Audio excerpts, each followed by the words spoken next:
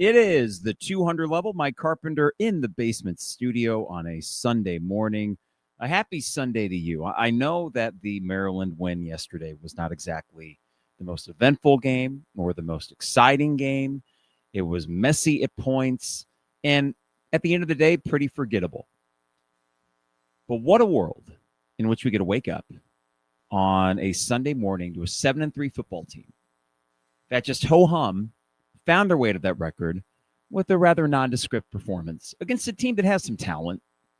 You know, that's never been Mike Locksley's problem, is accruing talent. It's a host of other things. But for this Illinois team to find themselves with this record, it occurred to me yesterday at the tailgate that this is a feeling that I have yet to experience as a conscious Illini fan. It was the 89-90, the last time that they followed up an 8+ win season with a winning season of its own. And in my life, I can go to 2001, followed up by a disappointing 2002. I can go to 2007, followed up by a disappointing 2008. I can go just a few years ago, an 8-5 2022, and then the disappointment of 2023.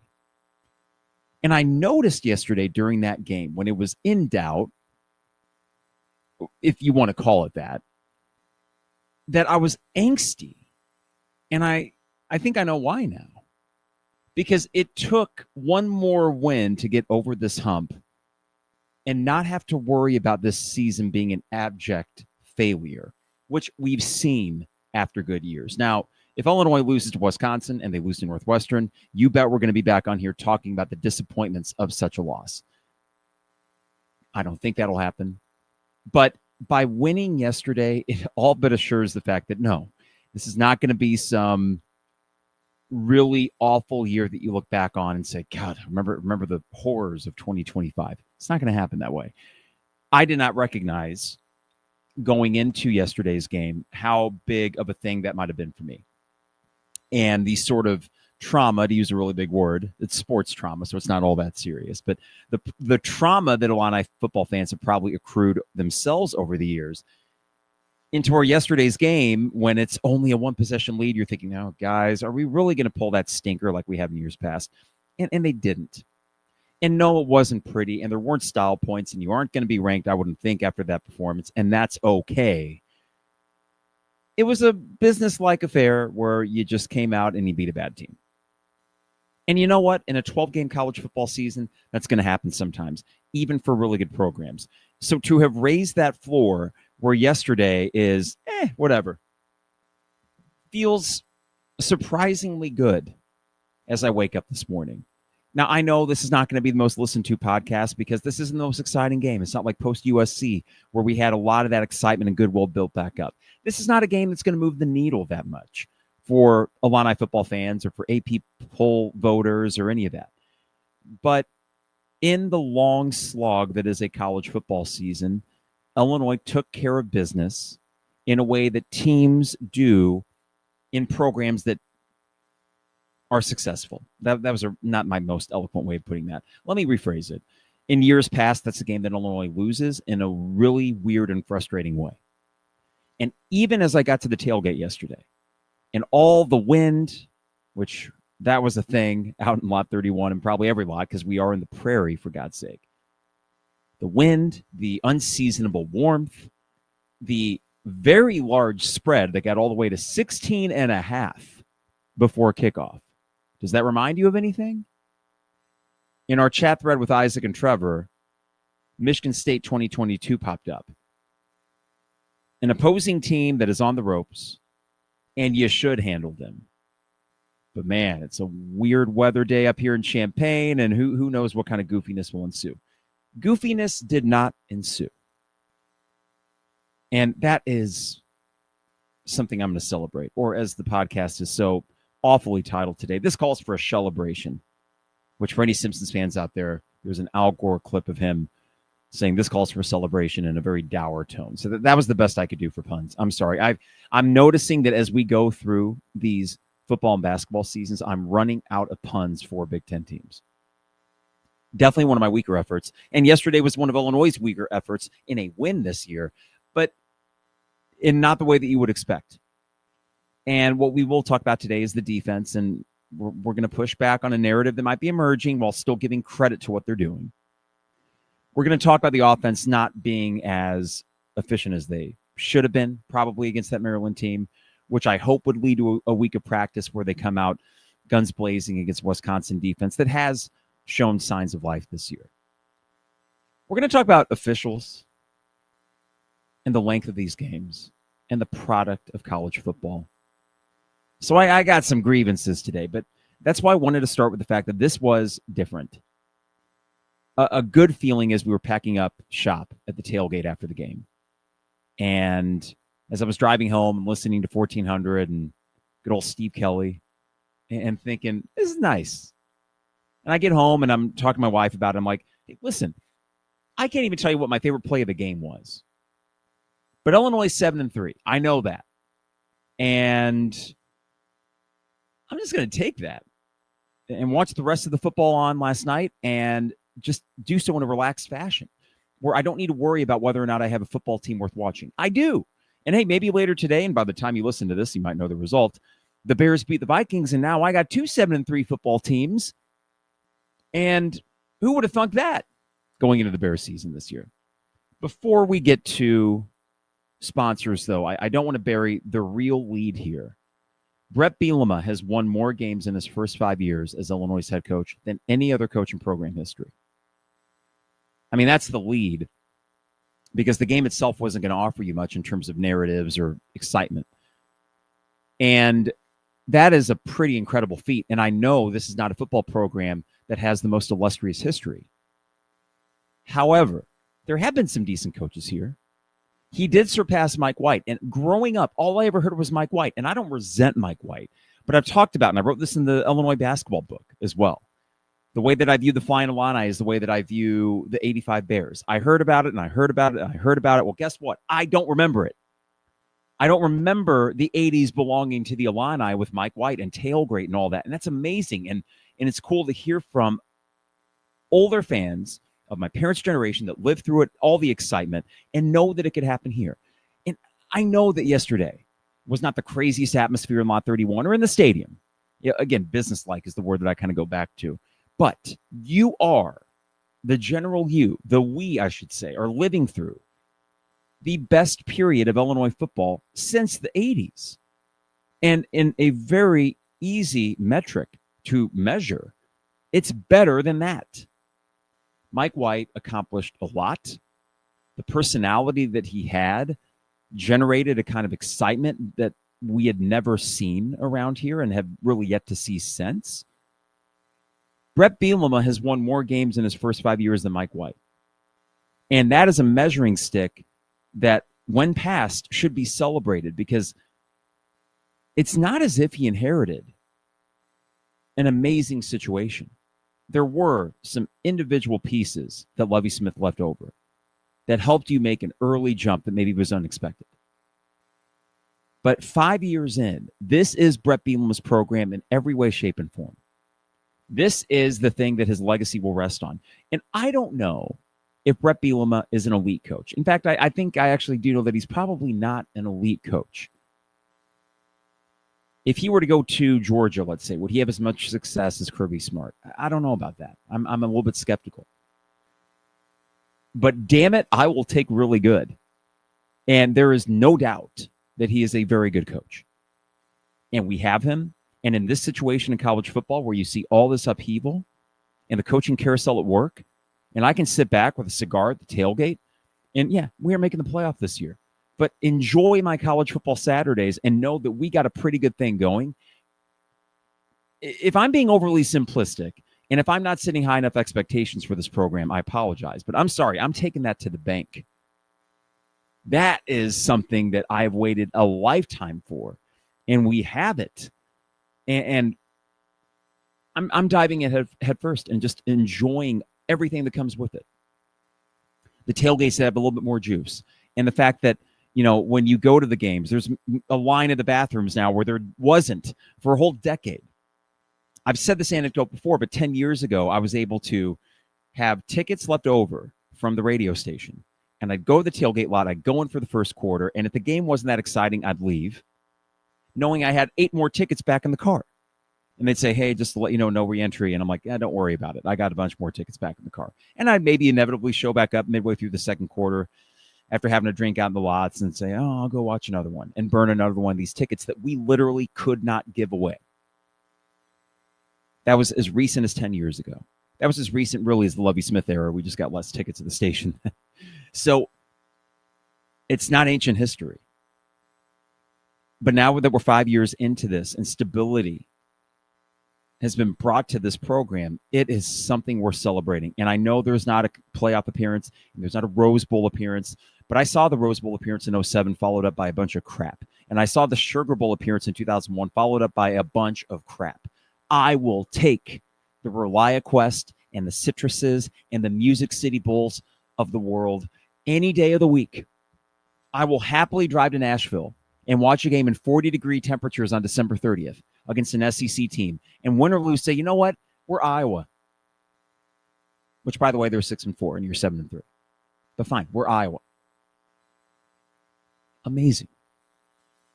Before I get to the sponsors, there is one comment here from Kirpnos.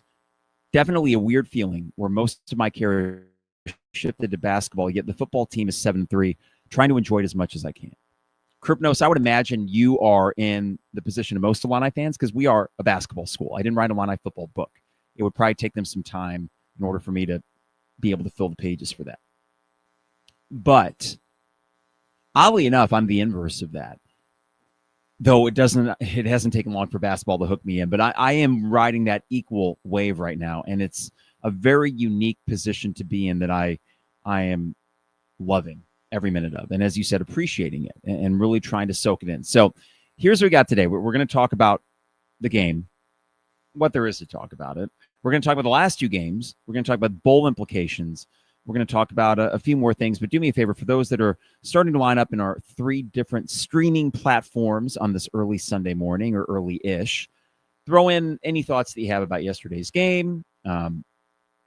I'm going to let you know that right after sponsors, I got to hit on officials and the product of college football and get a grievance out of the way and what otherwise will be a very positive podcast. But let's do that, actually. Sponsors, do me a favor. Before you do anything else, before you like, subscribe, follow, support one of our sponsors because that supports the podcast best of all, and that includes Hamilton Walkers in downtown Champaign. My wife and I went there on Thursday to grab a quick bite to eat. Sometimes we like to sit at the bar. And it was Brittany, I believe, was our bartender. She's excellent. Made us a couple old fashions, and then I got the salmon. My wife got fish and chips, and she was very kind enough with the fish and chips to share some of these fries, which the fries at Hamilton Walkers they're steak cut. Got that little extra crispiness to them. I absolutely love them. And my wife and I have talked about how the ketchup at Hamilton Walkers is the best ketchup we've ever had. An odd thing to say, perhaps, and maybe not the most culinarily, expertise kind of thing to measure one's ketchup. But I do think Hamilton Walkers, and I will say this, has the best ketchup in town. But in fairness, I think they have the best of a lot of things in town: service, food, and then we got the bill. It compares to other places in Champaign that are not otherwise comparable. So it is my favorite place in Champaign. Really appreciate them being sponsors. Second year running with the 200 level. Also, State Farm agent Brian Hansen online at brianismyguy.com. Life, auto, home, business renters, you name it. Brian is my guy, and he can be your guy as well at brianismyguy.com. A veteran himself, so belated happy Veterans Day to him. I know there was a lot of celebration at the stadium yesterday for that, which is always a cool thing given the context of the stadium. But Brian has just been tremendous to work with. Great guy. Someone when it comes to insurance you can trust. That's Brian Hansen. Also, Dogtown Heating, Air, and Plumbing, your home's best friend. Give them a call at 217-841-4728 and join their maintenance program. We do this. We get a furnace check in the fall, an AC check in the spring, and on top of that, no overtime or weekend fees, guaranteed same-day service when you enroll. It's, I think, a tremendous deal. It's one less thing for us to worry about, especially with an HVAC system that's like 15 years old. So, Dogtown Heating, Air, and Plumbing, your home's best friend. Finally, Owen Builders, LLC, online at owenbuildersllc.com. For your next home improvement project, check out a gallery of their work online at owenbuildersllc.com. And while you're there, you can get a free quote as well.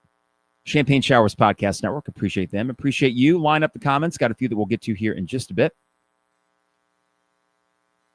All right. I got to get this out of the way. Officiating.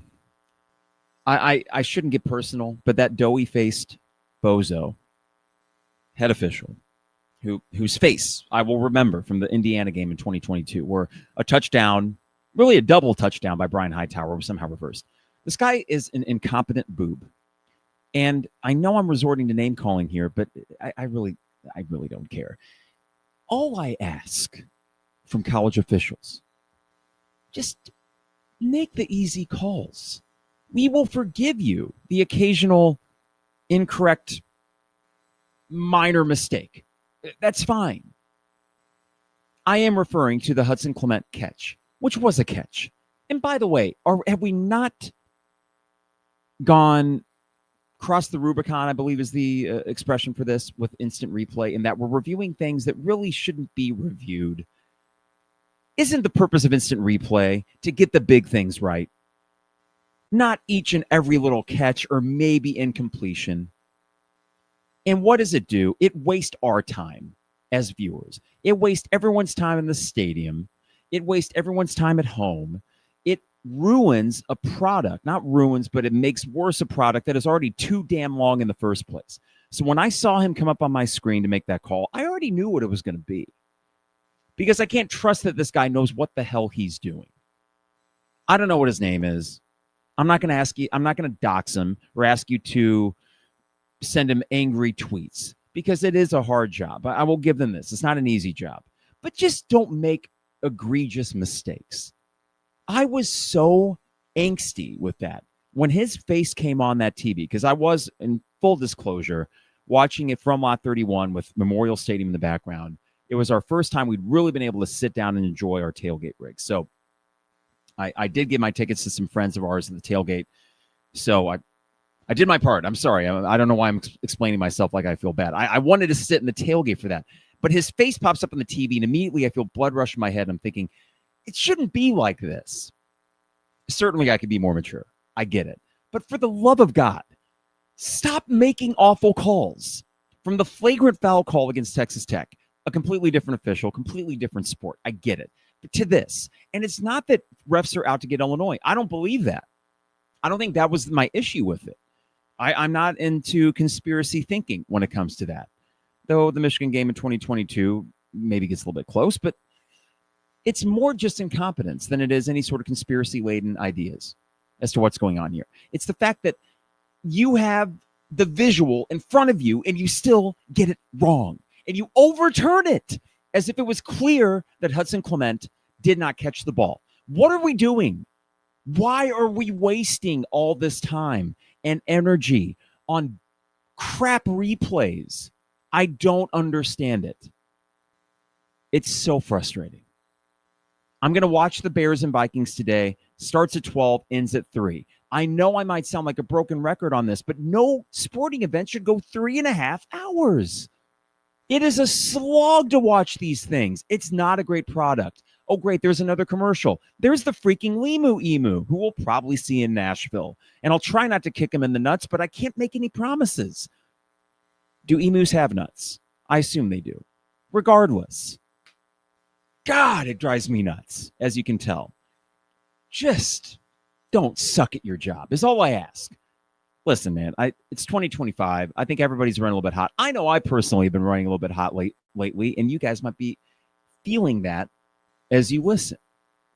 But it is just, oh my God, it just ticks me off. Notice I have not cursed yet today. We're cleaning it up, though we're still going to leave the explicit tag on for the few times I do. All right, that's the only real grievance I have yesterday. The officiating. And it's not that they were against Illinois, it's just that they suck, okay? Now, about the game itself, let's start with a conversation about the defense, because they were the stars of the show. 6 points allowed. And after that long opening drive, gosh, what was it here? 293 total yards. I think only 230 or so after that first drive. So a really good performance by them. Third down efficiency for Maryland, 3 for 12. 0 for 2 on fourth down. And that final fourth down stop at the goal line Super impressive and a nice exclamation point on that victory. Not that Maryland, if they would have scored, would have actually made it really interesting, but nonetheless, a big stop so you don't allow it to even get close. So let's talk about the defense. They're playing objectively better. They're starting to attack more. You're starting to see pass breakups, 9 of them yesterday. That aggression is working out well, and that's great news. However, this, of course, will lead to the discussion about what to do going into next year with the defensive coordinator. And I said this after the Washington game, and I'm not going to change my tune on this. The decision should be made depending on what Bret Bielema's expectations for this program are. Let me explain myself here. Aaron Henry, it would be unfair to not give him some credit for them being better the last 2 weeks. And yeah, your opponent's offenses are worse than Washington, Ohio State, USC, Indiana. Okay, and that is a murderer's row. But Aaron Henry deserves to get some credit. It would be unfair. Bret Bielema also deserves to get some credit. And the unfortunate thing for Aaron Henry is that had they sucked either of the last 2 games, he will get all the blame, not Bielema. And the inverse is true as well. After the Rutgers game, we were talking more about Bielema than Aaron Henry. That's not a fair position to put him in, but it is what it is. All that said, if Bret Bielema's expectation is for this program to compete for college football playoff appearances, a change still has to be made. Having a 4-game resurgence at the end of the year against weaker offenses is not going to assuage, is that the word, my concerns about Aaron Henry as a consistent, reliable defensive coordinator, nor should it for Bret Bielema. Now, I think what we're probably realistically looking at, let's get it out there. As much as I appreciate everything Bret Bielema has done here, we're fortunately in the position now as a winning program to nitpick. I think the likely outcome here is that you win these last 2 games. The defense looks good against not as good offenses. And we think, well, they built on something, just like we thought at the end of last year. Only for Aaron Henry to come back in what would be his 4th season as defensive coordinator and struggle yet again next year until they figure it out. Now, I know that football is a game where coordinators are easily the targets of fan bases. When things go well, it's the coordinator. When things don't, when things go well, it's the head coach. When things don't go well, it's the coordinator. And that is probably universally true.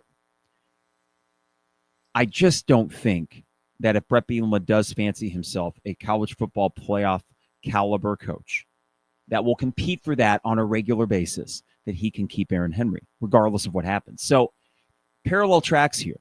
I want them to win out. I want the defense to be better because all these individuals that aren't seniors will be back on the defense next year. There aren't going to be any early entries into the NFL draft. But I don't want this to distract from what I view to be a fact that Aaron Henry is an unproven, as of yet unproven, commodity at that high of a level. If, in fact, Barry Lunny does move on to a group of 5 head coaching job or something like that, can you really go into next year with a brand new offensive coordinator and this idea that, well, at least we have continuity on the defense? None of us would feel good about that. And I'm not going to get sucked into the vortex here. I'm not going to get fooled again into thinking a November resurgence for the defense all of a sudden erases some of the awful performances that they've had. Interestingly enough, last year they didn't have all that many awful performances. At Oregon was bad, but the whole team was bad. I don't know. What was the other bad performance for the defense? I mean, I thought actually Rutgers was bad in the first half against Northwestern. Oddly enough, this resurgence I speak of, there were moments in November where I even tweeted during the Northwestern game, when I still tweeted irrationally, perhaps, that what are we doing here with Aaron Henry, giving up 14 early points to Northwestern with no resistance at all. So it is a good position to be in. You're winning games. You should go 9-3. You'll be in a good bowl game. That should not preclude you from making a change. So credit to him and credit to the defense. Do I think he should be the long-term solution at defensive coordinator? Absolutely not. And it was interesting listening to Jeremy and Joey talk about this. And listen, they're fair about it. I think that as they talk about it, and as most covering the team talk about it, because they kind of have a better idea as to the pulse of the Smith Center and what's going on in that building, it is very much a, hey, fans, you might have already made up your mind, but...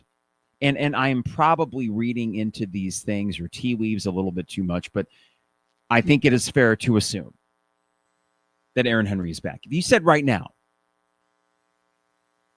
Illinois wins out, what's going to happen? Well, then clearly Aaron Henry is going to come back, right? And yesterday, the defense was pretty darn good. I mean, objectively good. Flying around, making plays. Yes, not a great offense they played against, but they held Maryland to fewer points than any other opponent all year. That counts for something. Maryland was desperate. You know, they had a good first drive that you kept them from getting in the end zone. And then despite eventually taking the lead, Maryland with urgency wasn't able to get anything done. So I don't know. I mean, is it unreasonable as a football fan of this program when you're looking at another 8-9 win year here, maybe 10 if you just went out with the bowl game, that you would say, okay, that's great and all, but I need you to get rid of the defensive coordinator? Am I starting to think like a Georgia fan or someone and almost unreasonably think that if it ain't perfect, you got to make a change? It's not about Aaron Henry not being perfect. It's about him not being the best option at defensive coordinator. And that if you go into next year when the offense is, I think, inevitably going to take a step back, when you lose a quarterback the caliber of Luke Altmaier, you're going to need a good defense. And you got some guys coming back. But we found out this year the continuity in the coordinator role on the defense didn't amount to a hill of beans, that actually they were worse off than they were the year before, and they had no reason to be. So just context that might sound curmudgeonly on my part, but I nothing changes for me in that regard. Now, what do you do? Like, do you legit fire a guy? I've said this before, and it might sound ridiculous. Listen, there's not another Power 4 school that's going to come poach Aaron Henry for defensive coordinator. It's not happening. He's not on anyone's radar because the numbers don't bear that out.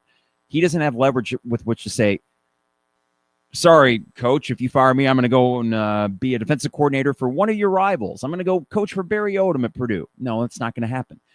They have a pre-existing relationship. If Bret Bielema really wants Aaron Henry on that sideline, fine. Secondary coach, assistant head coach, whatever title you want to put. He's probably a valued voice in that Smith Center, a liked individual by all accounts. He's got charisma, probably a decent recruiter. There's value of having Aaron Henry on this staff, but there's not as much having him at that role. And unfortunately, too much of a liability if you want to take that next step and start beating a top 15 caliber team in order to get yourself into the college football playoff conversation and not find your way out of that conversation because of that one unit. That's what I'm going to be incredibly interested in going into the offseason. It's not going to probably happen in December. I don't know if it would happen before a bowl game. I don't know what the timing would look like on that. And then if you have a good bowl game against an SEC team. But can you really enter next offseason, the spring and then fall camp, excited if Aaron Henry's defensive coordinator, regardless of what happens these few games? I don't think so. So I say all this to, A, give credit to the defense because they deserve it from yesterday. They won you that game more than the offense did. And that is two very good performances in a row. They were back at home. They seemed more comfortable. They seemed more aggressive. There were adjustments made clearly and probably just more execution and better tackling and all that, all the simple stuff that matters. But A, give credit. B, that doesn't change how I feel about that coaching position going into next year. I doubt I'm alone on that. And it's going to come off perhaps as nitpicky. But again, you're in a position now with a coach that has won more games in 5 years, his first 5 years at Illinois, than anybody else, to be a little nitpicky and say, if we are a program that just got a $100 million gift from Larry Geese, that's a big old chunk of change. And guess what? We got a lot of donors that are throwing change in there as well. You have the means to make big moves. I would like to see in this position, now that you are looking an 8 or 9 win season back to back in the face. Okay, next step. How do we make that? And it does still include that position. You're probably thinking, geez, way to give the defense credit, Carp. I understand. I understand that might seem like the most backhanded compliment in the world, but it just seems like something you need to do if you want to take that next step. Now, before I move on to some other topics here, if you don't make that change, it's telling me that Bret Bielema is not really as serious about college football playoff contention as I would maybe like. However, am I enjoying this 7-3 season despite the few blemishes? Yes. So am I going to be out on things? No. But I think there's going to be the subconscious thing going on in my head where, okay, I need to temper my own expectations and just be okay with good. Now, I'm okay with good. I do wonder, though, if you look at the reactions after the 3 losses this year, not just that you lost, but that you got kind of blown out in each one of them, that fans eventually will tire of that. And that is one cost of success. You get numb to it. I'm not. I'm trying very much so, and not even really having to try to enjoy all of this. And at the same time, try to think, okay, well, what is the thought process over there? Bret Bielema is not doing this to go 8-4. He's not. He hasn't spent 5 years here building this thing up to go 8-4. He's doing this to try to achieve something truly great. And I don't need blue blood status, and I don't need Curt Cignetti at Indiana. But I do think one little taste of that next step, and that will be really interesting to see how that informs his offseason when it comes to coaching. Now, I would have said the same thing in the first quarter or so with Bart Miller, because I don't think the offensive line looked particularly good in the first quarter and a half. But I actually now, in hindsight, I'm wondering if that wasn't a little bit more to do with, 1, drops from the receivers, 2, Khalil Valentine being a little too dancy back there. A little James Brown, a little too hot in the hot tub. Just go. Find a hole and go, man. So let's talk about the offense. Not great. Not great, Bob. Luke was fine. He really, at one point, he was 4 for 8, but there were 3 drops. Well, 2 drops, excuse me, and then, of course,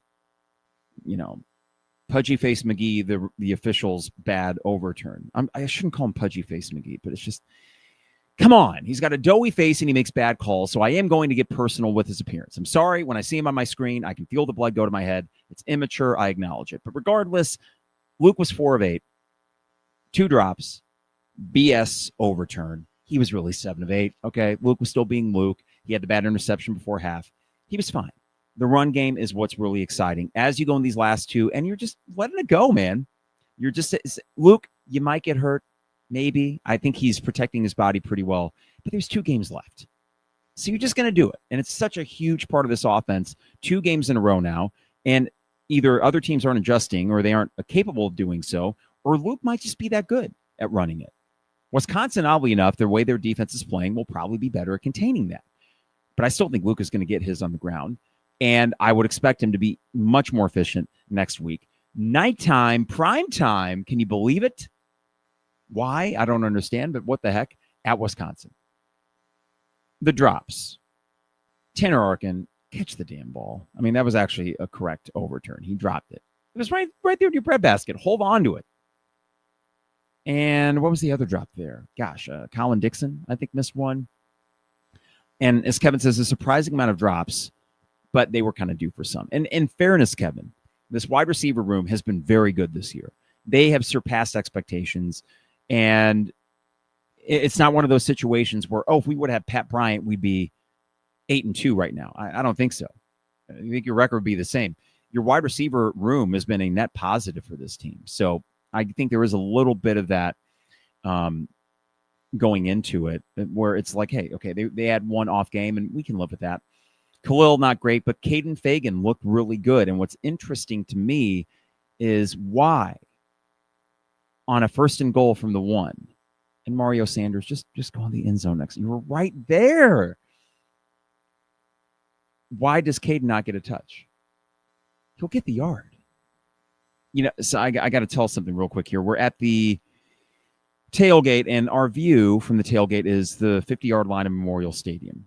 And I have my camera out, and I want to get one shot of our tailgate set up with the fireworks going off. So it's first and goal for the one. I'm like, great opportunity to do this. And I'm taking video. I'm waiting for the fireworks, The TV is about 10, 15 seconds behind. And when we don't hear the fireworks, we think, oh, God, seriously? Like, goal line stand? Yes, goal line stand. The first time all year I can legitimately say, Barry Lunny, what are you doing? Give it to Caden. He's right there. QB sneak with Luke didn't work. Just a weird mishmash of plays that were uncharacteristic of Lunny and probably overthinking it, got cute. And it's funny about that, right? Because when you have the play like the triple reverse thing against USC, you call that brilliant. But if it wouldn't have worked, it would have been too cute. Well, that combination of plays yesterday on the first and goal from the one, it didn't work. So therefore, we're going to say that it was too cute. When he got Caden Fagan running well, give him the damn ball and let him run. Give Jordan Anderson the ball, who had a great carry for 20-some yards. It didn't make a whole lot of sense. And if I'm Caden, I'm a little bit frustrated. Thinking, dude, I am a hoss back here. Give me the ball, coach. Now, you still scored 24 points in, I think, your worst offensive performance since Indiana. And, okay, I mean, none of those points were from the defense. They gave you a couple short fields because of bad punts from Maryland and stuff. But, no, for the most part, if that is your low point, is 24 points against a Maryland defense that the rushing defense is not good, but I think scoring defense, it could be worse for them, I guess, even though, man, they've been bad the last 6 games. If that's the low point for this offense the rest of the year, which I assume it will be, then okay. They can't all be 10 out of 10s. And that's why yesterday, in a weird way, is reassuring in that you did not give them your best shot, and you still covered the spread. And it was a pretty big spread for a conference game where no one would say Illinois is a great team. And certainly people would say Maryland is a bad team. But in football, you don't often get 16.5-point spreads at kickoff time, and you still covered. So Barry will go back to the drawing board, and I have faith that the last 2 games, they will be back to their old selves, even against stingier defenses. I think the good news is this for this team going forward in these 2 games. The offenses aren't getting any better. The opposing offenses. I know Wisconsin was prickly yesterday at Indiana. They made it interesting. It was 10-7 Indiana at halftime. Now, you know me, if you've listened to this podcast before, one of my favorite narratives in sports is the hangover effect. Indiana goes in, gets the incredibly emotional win at Penn State. And what do you know? They're sleepwalking in the first half against Wisconsin. Human nature, it happens. Even a Kurt Cignetti, the genius coach, and they still won 31-7. So they did what they had to do in the second half. No real problems there. So Wisconsin does have the ability to frustrate opposing offenses. But as an offense themselves, starting a true freshman yesterday, you got a little bit of tape on him at least. Okay, good. So you won't have that weird effect of, wait, we don't know who this guy is. We don't know what he can do. You should keep them to 10 points or less. You should. Guys, this is worse than the Iowa offense you played 3 years ago, and Deacon Hill led them to a late score when you should have won that game. This is worse than them statistically. So you should not have many issues. And I actually like, to an extent, the fact that the offense struggled yesterday, because it is hard for me to imagine Luke and Barry letting that not get addressed and corrected in time for these last 2 games. Wisconsin being occasionally tough on defense does not negate the fact that I think Illinois will score, and score plenty, at Wisconsin in a night game when most of their fans are already checked out in the season. The Washington win did not all of a sudden make Camp Randall a dangerous place to play anymore. That was really weird weather, and maybe it will be Saturday. I don't know.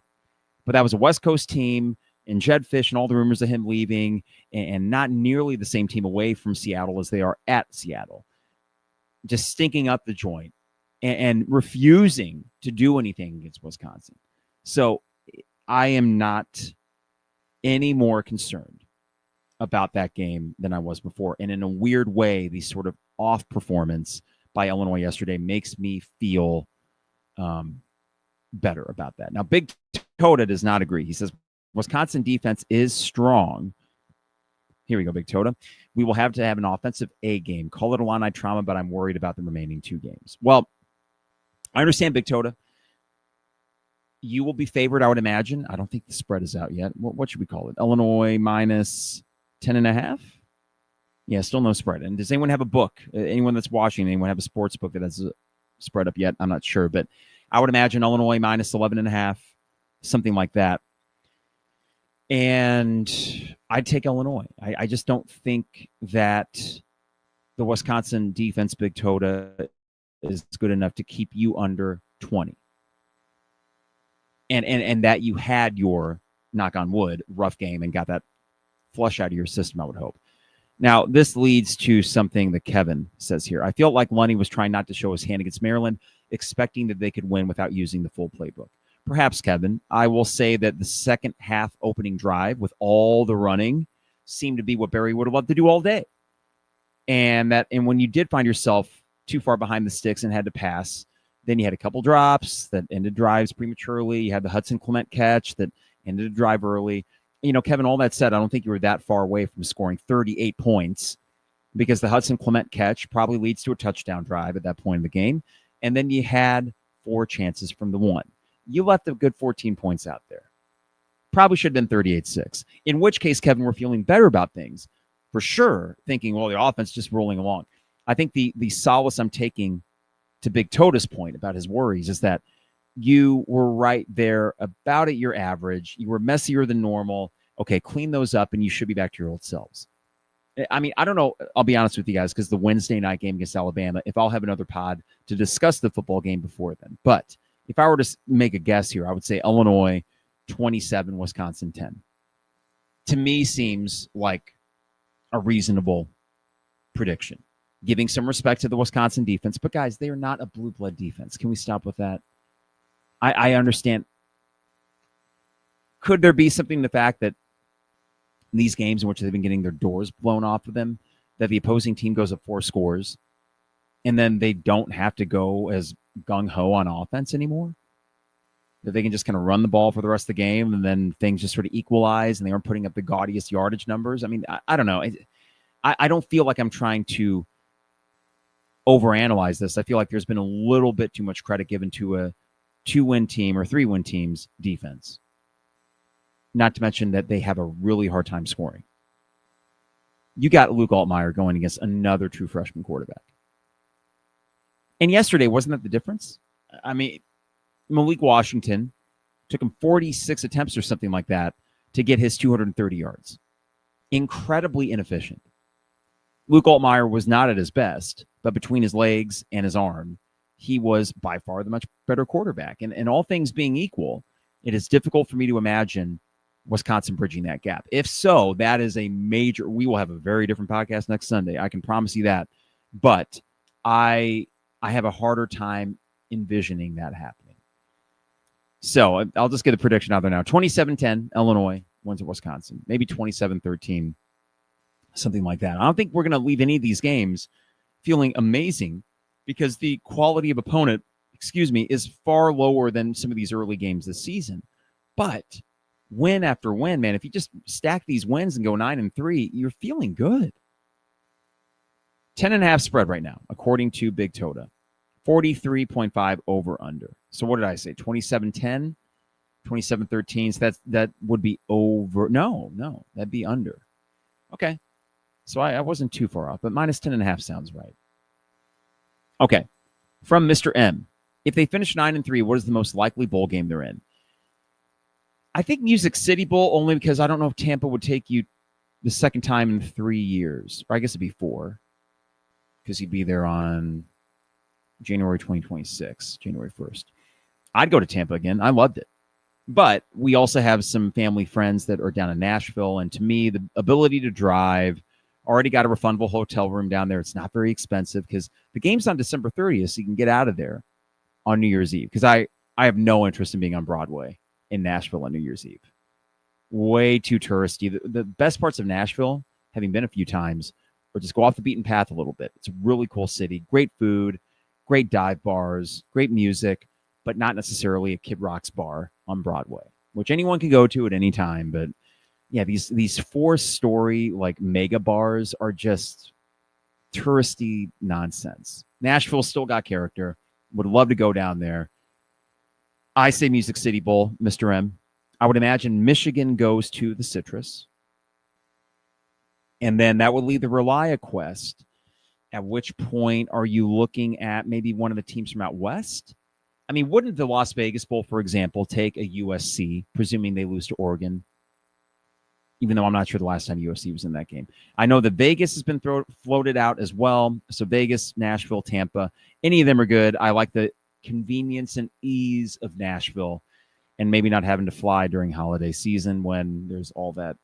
I know that shutdown is over, but it's not like air travel is doing great in America right now. So a 5-hour drive. Mr. M, I predict the Music City Bowl, and I will predict that I will go to the Music City Bowl and have a good time. All right, let's get to a few more of these comments here before we get out of here for the day. This is from Andy.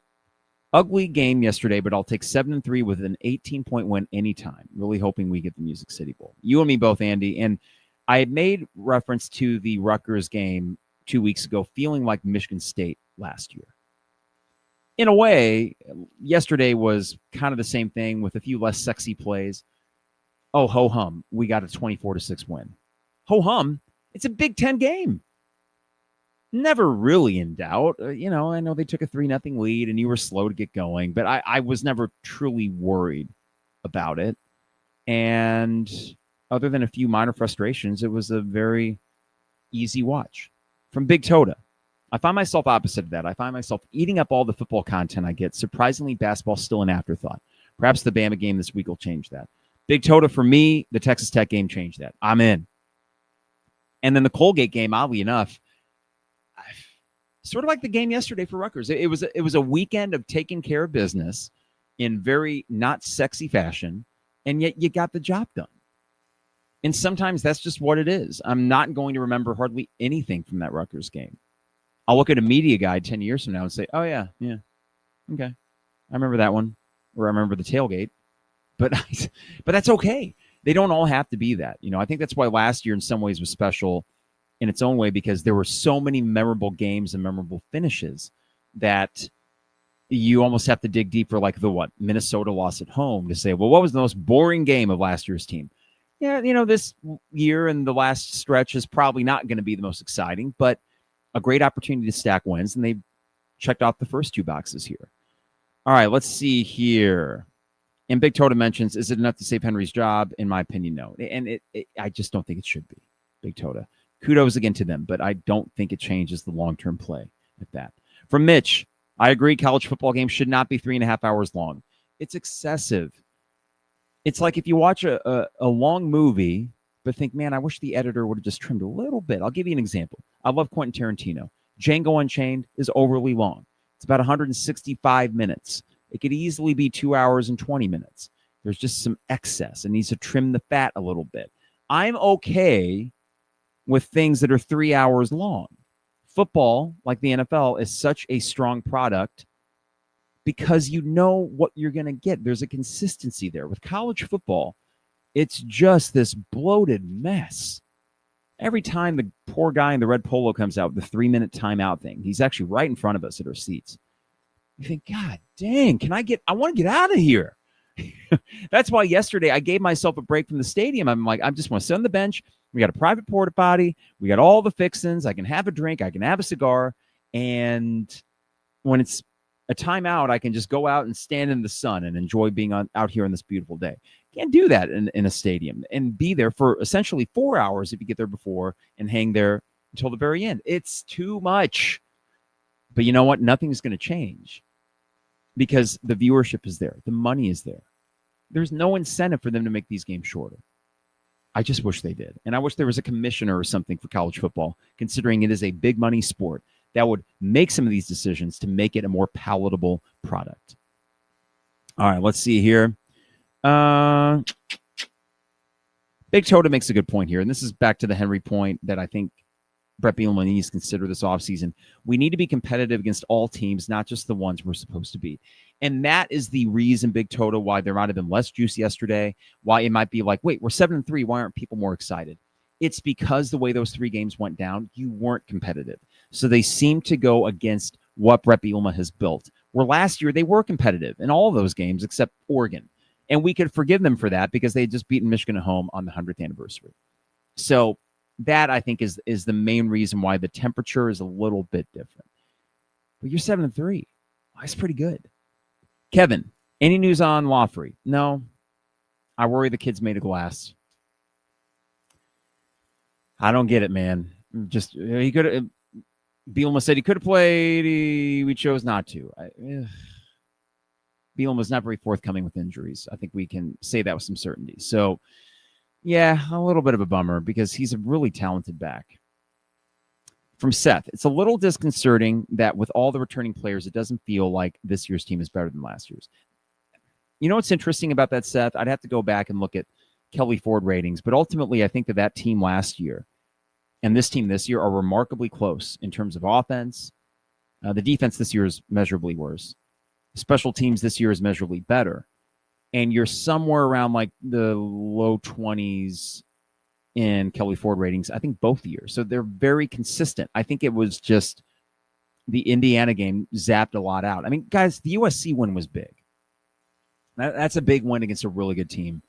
And I know that Lincoln Riley is not winning national titles out there, and I know he's kind of a mess in his own right. But that was a big one. Duke, I can't say the same. Manny Diaz is a complete moron. We kind of knew that. They're 5-5. They have no business being 5-5. Darian Menza took a paycheck to go play for Duke.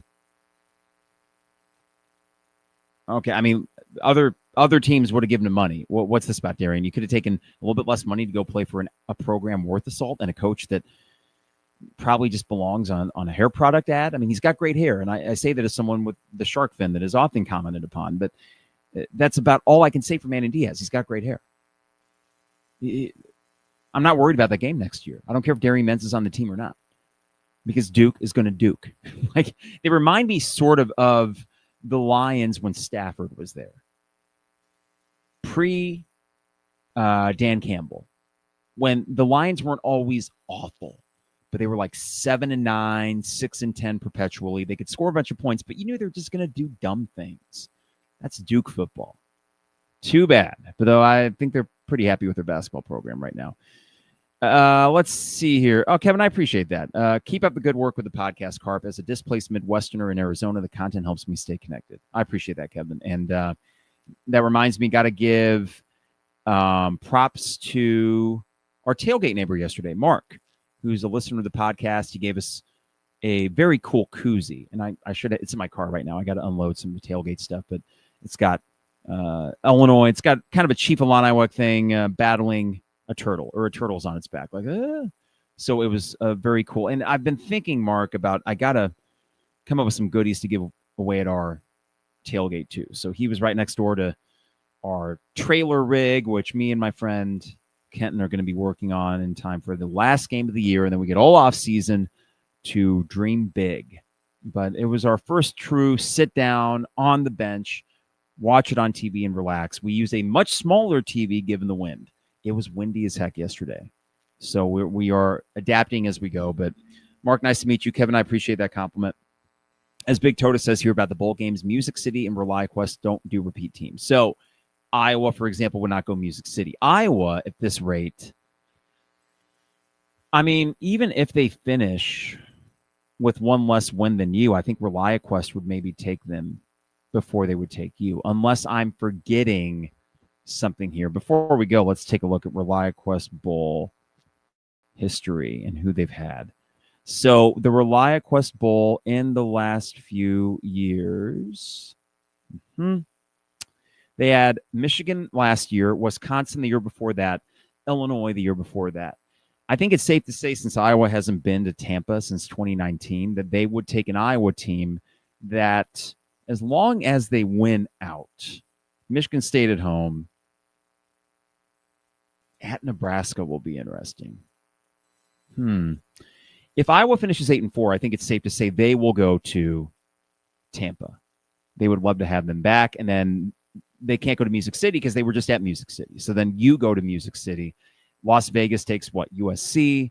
Am I forgetting anybody? I just don't feel like you're going to see Tampa take Washington, or maybe even Music City take Washington, because that's a haul out there, man. Am I forgetting any Big Ten teams? Because the only three you're going to have in the playoff, unless Michigan beat Ohio State, which I would be shocked by, would be Indiana, Ohio State, and Oregon. So that to me says Michigan gets the citrus. USC finds themselves, I guess, Las Vegas Bowl. Washington, we'll see how they end up the year. I don't know what the other tie-ins are for former Pac-12 teams. You get Iowa and Tampa. You get Illinois and Nashville. I just think that makes sense. I think it seems like that's how the cookie will crumble, unless Nashville is okay with taking a West Coast team, and then maybe you go to Vegas. I'm pretty sure Music City gets the pick before Vegas does. But yeah, regardless, I love talking bowl games. I remember last year thinking, man, are we actually going to make the citrus? And when you beat Rutgers, it seemed like that was going to be the thing. Nebraska 7-3. Thank you, Kevin. So yeah, Nebraska right there with you. And they travel. So I think that could actually be really attractive for a ReliaQuest Bowl that has not had Nebraska, as I look at it, ever. And then Iowa, what? They go to Pinstripe? That'd be kind of funny. If Illinois went to the Pinstripe as an 8 or 9 win team, as a Yankee fan, don't I have to go? And I mean, New York's pretty cheap that time of year. So I don't know. I love talking bowl games. I wish it were the playoffs, sure. But, you'd probably get your doors blown off of you by going to, you get a road game against I don't know, A&M's going to be a top 3 team. What would be a team that maybe host a game? Texas Tech. Get your doors blown off of you. Season over on December 10th, 15th, or whatever. I'll take a good bowl game. This team just was not really cut out for that. All right. Let's end on this, Seth. I think this is worth saying. Finish strong, beat Wisconsin Northwestern, 9 wins, nothing to be ashamed of. Heck no, it's worth celebrating. And that's why we call this one. This calls for a Shellebration. Awful turtle pun, but the best I could do on this Sunday morning. So I got to get out of here to get a few things done before the Bears play what is a meaningful game at Minnesota. Illinois 7-3. We're going to be back here Wednesday night for Illinois, Alabama. Big game, a big opportunity. David Merkovich, you sexy beast. What a player. Keaton Wagler. I'm not going to buy any jerseys anymore because who knows if they'll be in your team the next year. But if I did, it would be a Keaton Wagler jersey. This team has a super high ceiling and I think a higher floor, which makes them a little bit more of an easy watch. So big chance Wednesday. I think they beat Alabama. And then you start dreaming big. I'm feeling it, guys. I really am. But hey, I know I've done that before and gotten bit. I just think this looks and feels different than years past. So before I get out of here, got to remind you that the 200 level is brought to you by Hamilton Walkers in downtown Champaign, Steak, Seafood, and Spirits. That's Hamilton Walkers. State Farm agent Brian Hansen, online at brianismyguy.com. Life, auto, home, business renters, you name it. Brian is my guy, and it can be your guy as well at brianismyguy.com. Dogtown Heating, Air, and Plumbing, your home's best friend. Give them a call at 217-841-4728 and join their maintenance program. No overtime or weekend fees and guaranteed same-day service with Dogtown Heating, Air, and Plumbing. And finally, Owen Builders, LLC. online at owenbuildersllc.com for your next home improvement project. Check out a gallery of their work online at owenbuildersllc.com. Appreciate you all tuning in. Before you dip out on the Sunday morning, like, subscribe, follow wherever you're watching, wherever you're listening. And we will be back Wednesday for a massive game. Illinois, Alabama, a packed United Center. Should be a lot of fun. Until then, have a great start to your week, and we will see you in just a few days. It is the 200 level.